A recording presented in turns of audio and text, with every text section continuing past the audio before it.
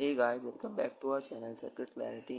और आज हम एक नए टॉपिक के साथ हाजिर होते हैं। इसका नाम है केवीएल और केसीएल। केवीएल जो है हमारे basics of linear circuit analysis में से है, जो कि हम आगे लीनियर सर्किट एनालिसिस की टेक्निक्स अप्लाई करेंगे और सीखेंगे। तो उसके लिए हमारा केवीएल और केसीएल जानना बहुत ज़रूरी है और सर्किट को केवीएल और केसीएल की मदद से सॉल्व करना आना हमें चाहिए। के लिए सबसे पहले हम आज इसकी पहले डेफिनेशन देखेंगे, उसके बाद हम इसके सवाल सॉल्व करेंगे। और अगर आपने अभी तक हमारे चैनल को सब्सक्राइब नहीं किया तो हमारे चैनल को सब्सक्राइब कर दें। और हमारी प्रीवियस वीडियो जो कि ओम्स लॉ पे थी, आप ओम्स लॉ वाली वीडियो भी जाके देख सकते हैं। बगैर टाइम वेस्ट किए हम बढ़ते हैं आपने आज के टॉपिक की तरफ, जो कि है केवीएल। केवीएल क्या होता है? केवीएल जो है आपका सम ऑफ ऑल वोल्टेजेस होता है एक क्लोज सर्किट और एक क्लोज लूप में, जो कि आपका बराबर होता है ज़ीरो के। उसका जैसे आपका V1 plus V2 plus V3 plus V4 dot dot dot dot ये सब बराबर हो जाएगा आपके ज़ीरो के। और कि हम केवीएल की मदद से हम अपना जो है करंट निकालते हैं। और केवीएल और मैश जो है तकरीबन दो मिलती जुलती चीज़ें हैं, लेकिन उसमें थोड़ा सा डिफरेंट होता है मैश, लेकिन फिर भी बहुत मिलती जुलती चीज़ों से हम ये केवीएल और मैश भी कर रहे होते हैं। हम मज़ीद आगे बढ़ते हैं। अब एक सवाल हम देखते हैं, पर हम देखते हैं किस तरह वो सॉल्व होता है। जैसे हमने एक ये सवाल है जिसमें आपको इस सर्किट में 3 रजिस्टर दिए हुए हैं और 2 बैटरी सोर्सेज दिए हुए हैं, जिसमें आपका एक लूप I1 का बनेगा और एक लूप I2 का बनेगा। अब जो है हम इन लूप को सॉल्व करते हैं बेसिकली अपने केवीएल से हमारे पास दो करंट सोर्स निकल आती हैं, I1 और I2। मतलब पहले लूप में कितना करंट है और दूसरे लूप में कितना करंट पास हो रहा है। तो उन सबको निकालने से पहले आपको V=IR ओम्स लॉ का फॉर्मूला पता होना चाहिए। और आपको पता होना चाहिए कि भाई ये होता है क्या है ओम्स लॉ और किससे इस्तेमाल होता है। तो अगर आपको नहीं पता, आप हमारी प्रीवियस वीडियो भी जा सकते हैं। वो आपको हमारी वीडियो के टॉप राइट कॉर्नर पे भी इसका लिंक मिल जाएगा, आप वहाँ से भी जा सकते देख सकते हैं, या फिर हमारे डिस्क्रिप्शन में भी आपको लिंक मिल जाएगा। चलते हैं हम लूप वन के लिए हम केवीएल अप्लाई करते हैं। सबसे पहले से इक्वेशन बनानी होगी। तो ये जैसे आप देख रहे हैं करंट जो है माइनस से अंदर आ रहा है सर्किट में, तो आप बैटरी के लिए -10 लिख देंगे। फिर आप आगे बढ़ेंगे, फिर ये जा रहा है आपके रजिस्टर में, तो रजिस्टर में जा रहा है और हमें केवीएल लगा रहा है, तो हमें वोल्टेज का निकलता है। वोल्टेज बराबर होता है IR के। यहाँ पे I आपका I1 है और R जो है आपका 2 है, तो ये हो गया +2 I1 हो जाएगा। और फिर ये जो है ना, ये 3 ओम वाला, ये यहाँ पे बहुत बच्चे गलती करते हैं, और ये सबसे ना वो मुश्किल चीज़ नहीं है, लेकिन आप समझ आने वाली बात है। इसमें 3 ओम में आपको लिखते हैं, बहुत से बच्चे करते हैं बस 3I1 लिख के आगे बढ़ जाते हैं। ये नहीं करना, आपने देखना है दोनों तरफ।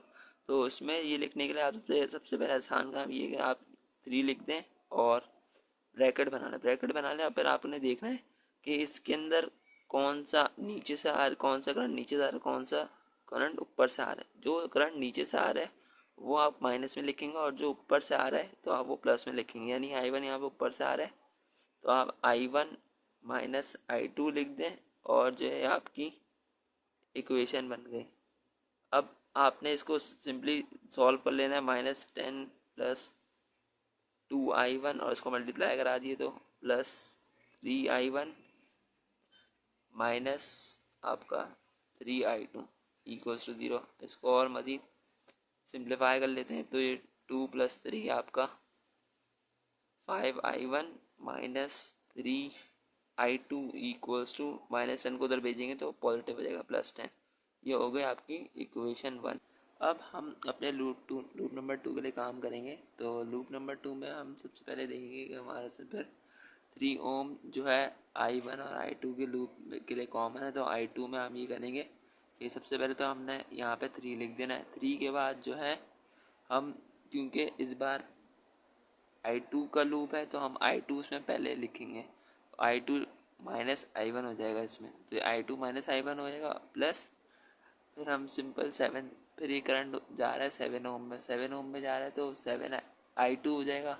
और जो है फिर करंट +10 से एंटर हो रहा है, तो हम +10 यहाँ पे हम +10 लिख देंगे, जो कि बराबर रहेगा 0 के। अब इसको हम मज़ीद इसको सिंप्लीफाई कर लें, तो ये हमारा हो जाएगा 3i2 minus 3i1 plus 7i2 और 10 को उस तरफ भेजें तो ये -10 हो जाएगा। अब ये इसको सॉल्व कर लें तो ये हो जाएगा -3i1 और ये 3i2 प्लस 7i2 ये होगा आपका 10i2 इक्वल्स टू -10। ये आपकी इक्वेशन 2। अब हमारे पास लूप 1 और लूप 2 के लिए दो इक्वेशन आ गई। अब इसके लिए हमें इन दो इक्वेशन से हमें i1 और i2 की वैल्यूज पता चलेंगी। वो किस तरह पता चलेंगी, वो पता करने का सबसे आसान तरीका ये है कि आपने ये वाला सिंपल वाला कैलकुलेटर निकालना है और इसमें सबसे पहले मोड पे जाना है। मोड पे आके आपने इक्वेशन पे आना है और ये हमारी दो ही इक्वेशन है तो हम इसमें 1 वाली इक्वेशन सेलेक्ट करेंगे। अब इसमें हम सबसे पहले ये इक्वेशन 1 की वैल्यूज डालते हैं। 5i1 है तो 5 हमने यहाँ डाल दिया। फिर उसके बाद -3i2 है तो -3 यहाँ डाल दिया। फिर हमारी जो है वैल्यू जो एंड में 10 है तो हमने 10 डाल दिया। अब इसके बाद नीचे वाली इक्वेशन में भी -3 वैसे ही काम करना है। -3 डाल दिया i1 के लिए, फिर 10 आ गया हमारा i2 के लिए और जो उस तरफ -10 है तो हमने यहाँ पे -10 लिख दिया। अब इसको एंटर किया तो हमारी i1 की वैल्यू 1.7073 आई है और जो है i2 की वैल्यू -0.4878 आई है। अब हम जल्दी से इन दो वैल्यूज़ को हम लिख लेते हैं।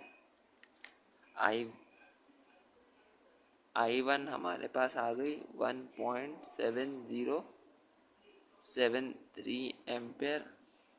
ये हमारी पहले लूप की करंट की वैल्यू हो गई और i2 जो है हमारे पास आया था कितना, -0.4878 एम्पेयर। तो हमारे पास लूप 1 और लूप 2 दोनों के लिए ही करंट की वैल्यूज आ गई। तो इस तरह हमारा ये सवाल इख्तिताम हुआ और ख़त्म हो गया। और ये बहुत ही कोई मुश्किल सवाल नहीं है, आसान सवाल है।